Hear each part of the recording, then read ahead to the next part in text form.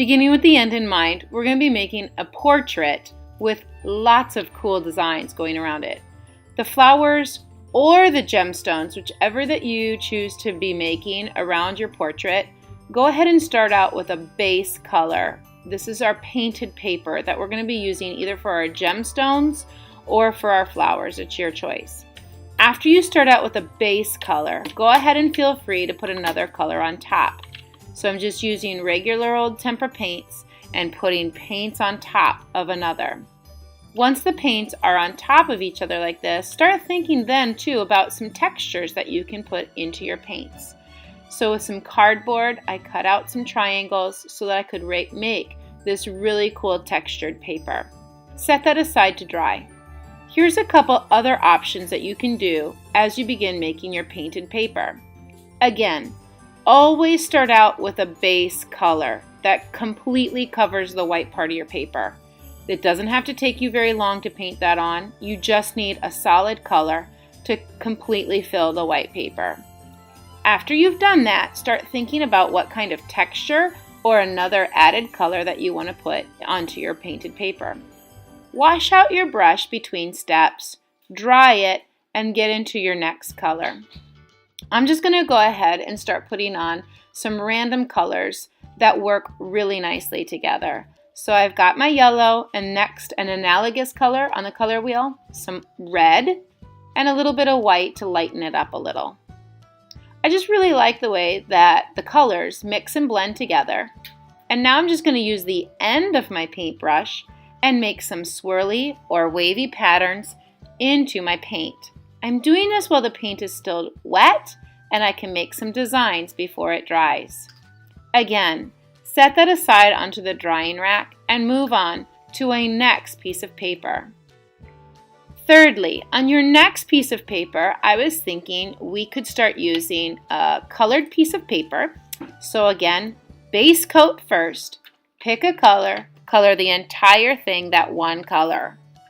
Once you've done that, I was thinking in this example, I'm going to be doing some printing. When I take my base color and completely fill the page, I'm going to dip a cup or a toilet paper roll to start making a pattern of circles, completely filling the page. Okay, let's go ahead and take a look at that.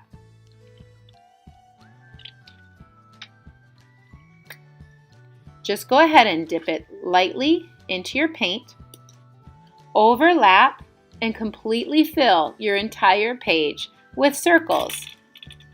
It's important to always have a mat underneath your painting so that all of the paints that go off the edge of the paper remain on that scrap paper and not on the table.